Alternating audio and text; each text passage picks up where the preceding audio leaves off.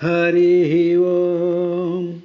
మునికొని తండ్రి ఆజ్ఞ తలమోచి నిజోచిత కృత్యమేమి వంచిన తన శక్తియుక్తి నడసేయక చేయుట పుండరీకలోచన పదసేవసేయుట ప్రజాపరిపాలనశాలి ఔటయున్ జనకునకున్ సుతుండు పరిచర్యలు నర్చుట సువ్యపుత్రకా వివరింపన్ హరి యజ్ఞమూర్తి పరమున్ విష్ణున్ హృషికేశు కేశవు పద్మాక్షు గురించి జన్మమును శశ్వద్భక్తిగా వింప మాధవుండు ఆత్మం పరితోషముందు అతడు యత్ప్రీతిగై కొన్న లోక వితానంబులు దుష్టి నొందవనగా కవింపుమా యజ్ఞముల్ అకుటిల భక్తి కేశవ సమర్పణ బుద్ధి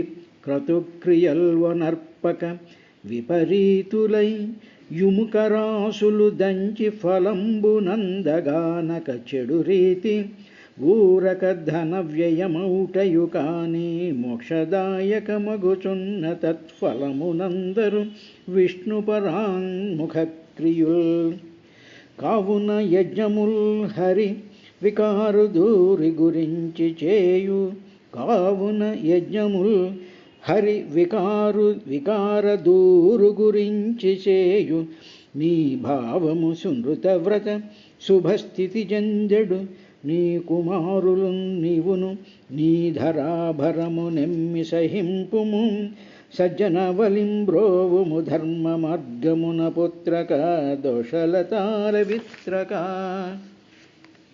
హరి ఓం.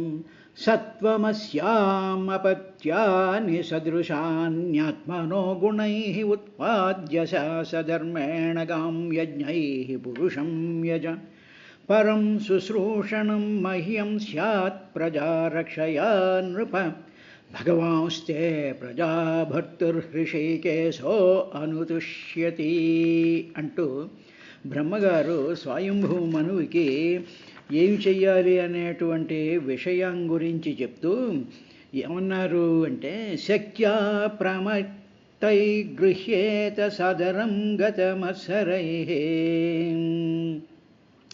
ఈర్ష్యాభావం లేకుండా సాదరంగా తమ శక్తిని అనుసరించి అంటే తమ శక్త్యానుసారం తండ్రి చెప్పినటువంటి ఆ పనుల మీద పరిపూర్ణమైనటువంటి ఆదరభావంతోనూ ఇక మూడవ ఆస్పెక్ట్ ఏమిటి అంటే అయ్యో నాకు నా పైన వాళ్ళు కింద వాళ్ళు బోళంతమంది ఉన్నారు కదా నేనే చెయ్యాలా అనేటువంటి ఈర్ష్యాభావం లేకుండా చేసినట్లయితే అప్పుడు అదే తండ్రికి చేసినటువంటి సేవ అవుతుందయ్యా అని చెప్పి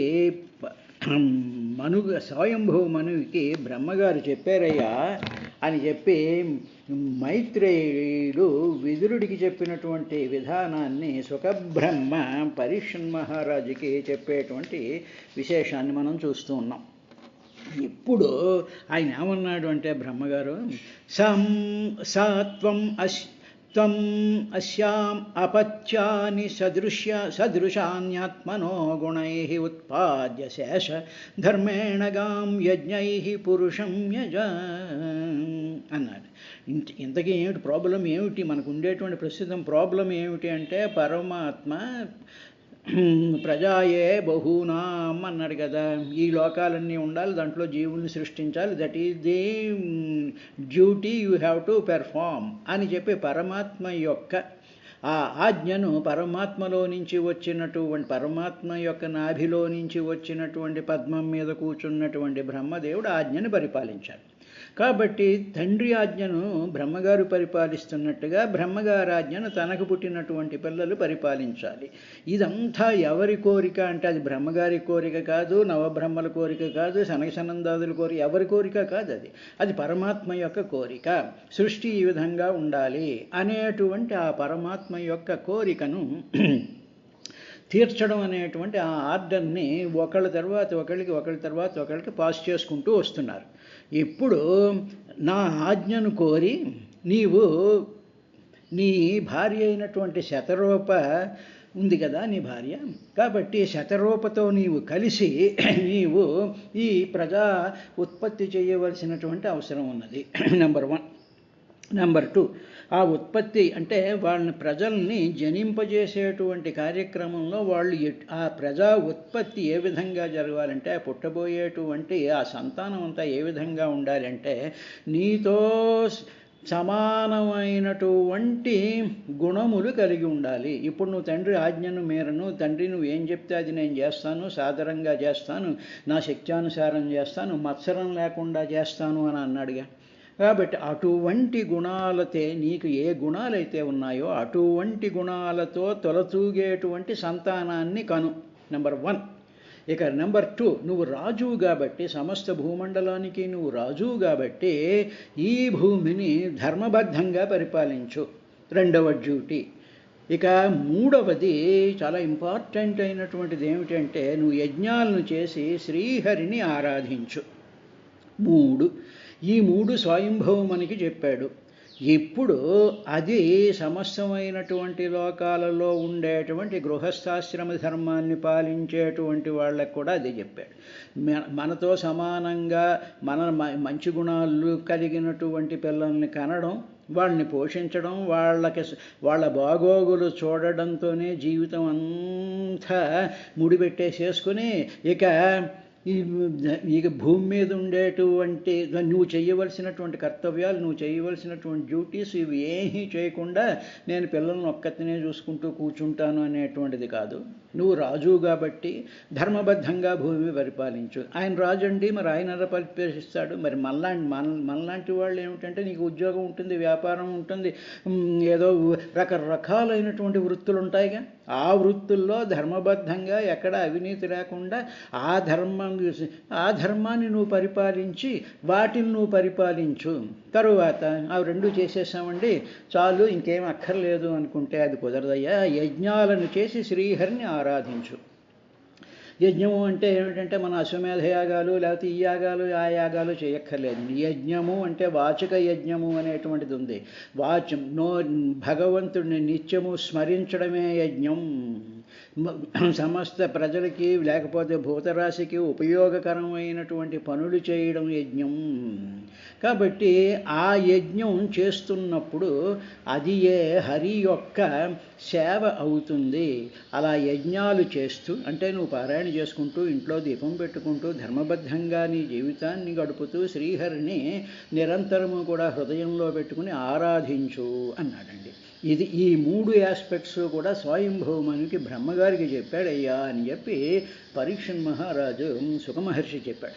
సహ అట్టి త్వం నీవు అస్యాం అంటే ఎదురుగా ఉండేటువంటి శతరూపణ ఈమె యందు గుణై ఆత్మనః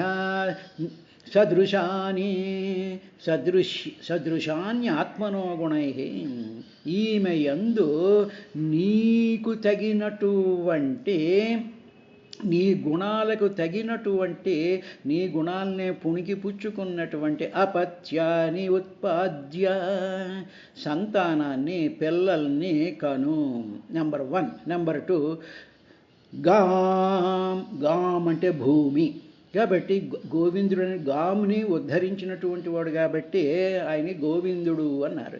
కాబట్టి గాం భూమిని ధర్మేణ గాం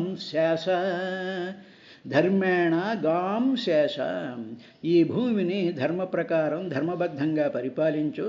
తరువాత పురుషం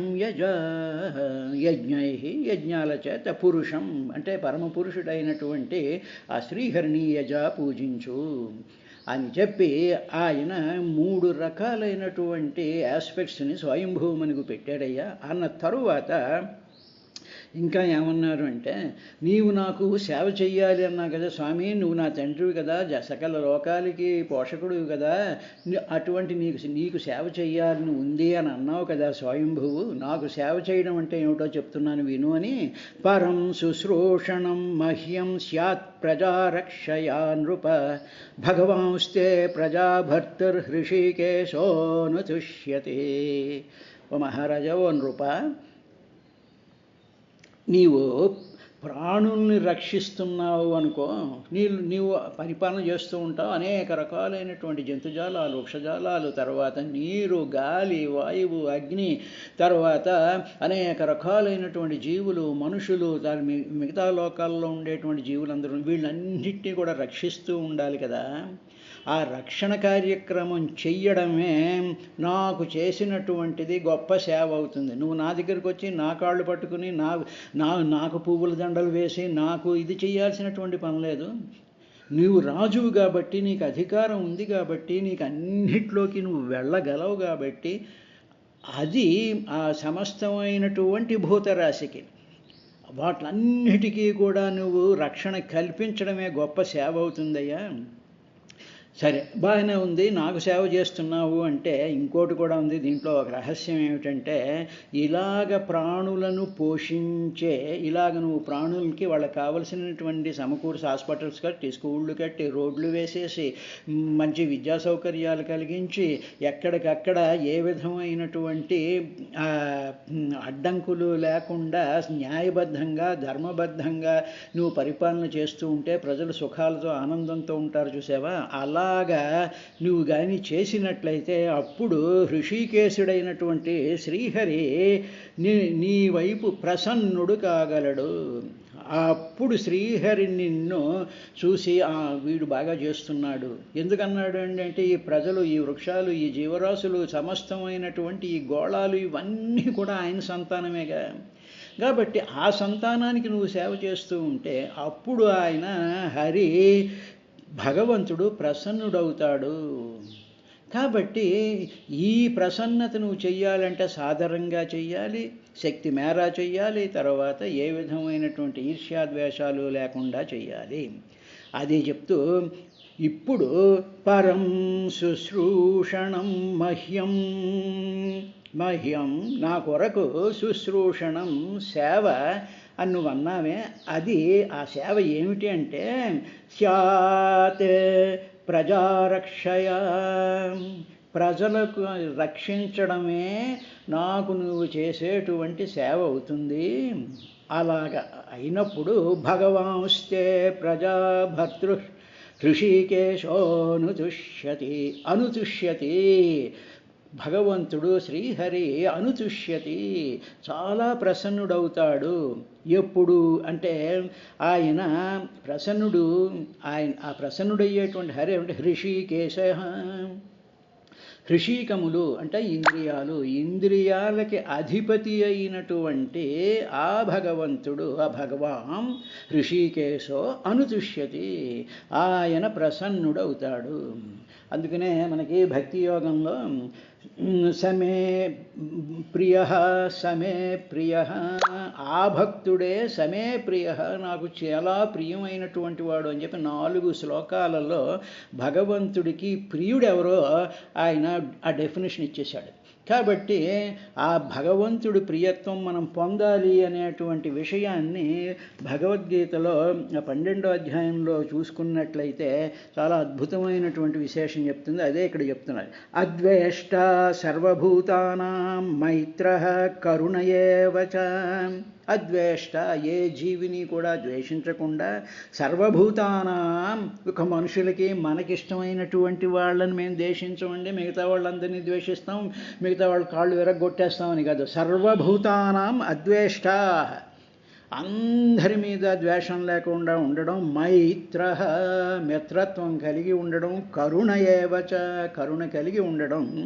తరువాత అవే కాదు, నీకు ఏముండాలంటే నిర్మమో, నీకు దేని మీద మమత్వం ఉండకూడదు, నాది అనేటువంటిది ఉండకూడదు, నీ దేహం మీద కూడా నీకు మమకారం ఉండకూడదు. నిరహంకార, ఏ విధమైనటువంటి అహంకారం లేకుండా ఉన్నప్పుడు సమ దుఃఖ సుఖక్షమి, అలా అదే కాకుండా సుఖ దుఃఖాల యందు సమంగా ఉండేటువంటి అయినటువంటి వాడు, సంతుష్ట సతతం యోగి, ఎప్పుడు కూడా సంతుష్టిగా ఉండేటువంటి యోగి.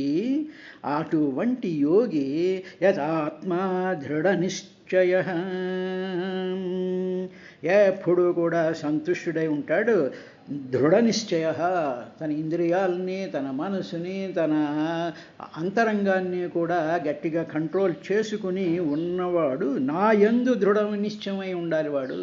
అది ఇదంతా కూడా శ్రీహరి అని చెప్పి నిరంతరము కూడా మనస్సులో దృఢ నిశ్చయమై ఉండడమే కాకుండా మయ్యర్పిత మనోబుద్ధి, నీ మనసుని, నీ బుద్ధిని, నీ ఆలోచనని, నీ యొక్క ఊపిరిని, నీ యొక్క సమస్తమైనటువంటి స్థితిలో నిత్యము కూడా మయి అర్పిత మనోబుద్ధి, అటువంటి మద్భక్త సమే ప్రియ, అటువంటి వాడు నాకు ఇష్టము అని చెప్పాడే. అదే మాట భగవాంస్తే ప్రజాభర్తర్ హృషికేశో అనుతుష్యతి అని చెప్పిన తర్వాత ఇంకా ఏమన్నాడు అంటే, యేషాం నతుష్టో భగవాన్ యజ్ఞలింగో జనార్దన తేషాం శ్రమో హ్యపార్థాయ యదాత్మా నాదృత స్వయం.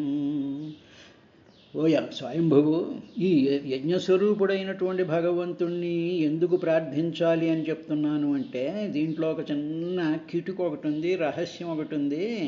ఏమిటో చెప్తాను విను. శ్రీహరి మొట్టమొదటి యజ్ఞస్వరూపుడు. అంటే యజ్ఞం అంటే సమస్త సమాజానికి కూడా పనికొచ్చేటువంటి ప్రతి పని కూడా యజ్ఞమే అవుతుంది. తరువాత అటువంటి యజ్ఞస్వరూపుడైనటువంటి వాడు శ్రీహరి. తర్వాత దుష్టుల్ని శిక్షించేటువంటి ఆ భగవానుడు, ఆయన ఎవరి విషయంలో అయితే ప్రసన్నుడు కాడో, if he doesn't like somebody, వాడు ఎంత గొప్పవాడవని వాడు పడేటువంటి శ్రమ అంతా కూడా వేస్ట్ అయిపోతుంది. ఎందుకు అంటే వాడి యొక్క మనసు నిరంతరం ద్వేషంతో, ఈర్ష్యతో, మత్సరంతో, కోపంతో, స్వార్థంతో, పేర్లు కావాలి అనేటువంటి దానితో ఇలాగ నిరంతరము కూడా అహంకారంతో ప్రవర్తించేటువంటి వాళ్ళు పడేటువంటి శ్రమ ఉందే, వాళ్ళు ఏదో 4 పారాయణలు, 5 హోమాలు, 26 సేవలు ఇలాగ చేసేస్తూ ఉన్నంత మాత్రంలో వాళ్ళు పడేటువంటి శ్రమ అంతా కూడా నిష్ఫలం, అదంతా వ్యర్థం. ఇది సాక్షాత్ బ్రహ్మదేవుడు పరమాత్మ తత్వం తెలుసుకున్నటువంటి బ్రహ్మదేవుడు స్వయంభూమనుకు చెప్తూ ఉండేటువంటి ఈ విషయాన్ని మనం జాగ్రత్తగా గమనించాలి. తరువాత ఇప్పుడు అందరినీ ద్వేషించేటువంటి వాళ్ళు కానీ, అందరినీ దగ్గరికి చేరనివ్వేటటువంటి వాళ్ళని కానీ, పరాయి వాళ్ళని నిరంతరం పొగుడుతూ ఉండేటువంటి వాళ్ళని, వాళ్ళు ఎంత శ్రమపడినా, ఎంత వాళ్ళ చుట్టూ తిరిగినా, ఏం చేస్తున్నా అదంతా కూడా వ్యర్థమైపోతుంది ఆ శ్రమ.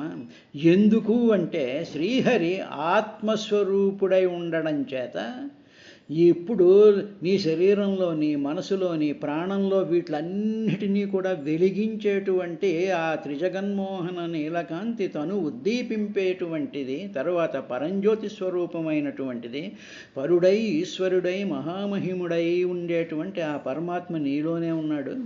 ఇప్పుడు నీలోనే ఉండేటువంటి పరమాత్మ సత్యం, జ్ఞానం, అనంతం, బ్రహ్మస్వరూపమైనటువంటి వాడు. ఆయన నిత్యుడు, శుద్ధుడు, బుద్ధుడు, ముక్తుడు. అటువంటి శరీరంలో నీవు ద్వేషం పెంచుకొని, కోపం పెంచుకొని, తర్వాత రకరకాలైనటువంటి పనికిరాని పనులన్నీ చేస్తూ ఉంటే అటువంటి వాళ్ళు తామను తామే తృణీకరించుకుంటున్నారు అన్న సంగతి మర్చిపోతున్నారు జనం అందరూ కూడా. ఎందుకంటే శ్రీహరి ఆత్మస్వరుడు లోపలే ఉన్నాడు. ఆ లోపలుండేటువంటి నిన్ను నువ్వు తిట్టుకోవడం లాంటిది, నిన్ను నువ్వు న్యూనతపరుచుకోవడం లాంటిది, నిన్ను దేశించుకోవడం లాంటిది. కాబట్టి ఈ విషయాన్ని శ్రీహరి ఆత్మస్వరూపుడై ఉండడం చేత ఇలాంటి పనికిరాని పనులు చేసేటువంటి వాళ్ళు తమని తామే తృణీకరించుకుంటున్నారు. కాబట్టి ఆ యజ్ఞస్వరూపుడైనటువంటి హరి అటువంటి వాళ్ళ మీద ప్రసన్నుడు కాడయ్యా అని చెప్పి ఆయన చెప్పాడు. దీనికే యేషాం నతుష్టో భగవాన్ యజ్ఞలింగో జనార్దన. ఆ జనార్దనుడైనటువంటి వాడు యజ్ఞలింగ అంటే యజ్ఞమే తన రూపముగా కలిగినటువంటి, లింగము అంటే చిహ్నము అంటే గుర్తు అని అర్థం. యజ్ఞం యొక్క గుర్తు, యజ్ఞము దేనికి గుర్తు అంటే పరమాత్మకు గుర్తు. అందువల్ల యజ్ఞలింగ జనార్దన. ఆయన నతుష్టో ఎప్పుడూ కూడా సంతృప్తి పొందడట. తర్వాత తేషాం అటువంటి వాళ్ళ యొక్క శ్రమ, వాళ్ళ పడేటువంటి శ్రమ అంతా కూడా అపార్థాయహి. అర్థం అంటే ప్రయోజనం, అంటే ప్రయోజనం లేకపోవడం, ప్రయోజనం లేనటువంటి పనులు చేస్తూ ఉంటారు.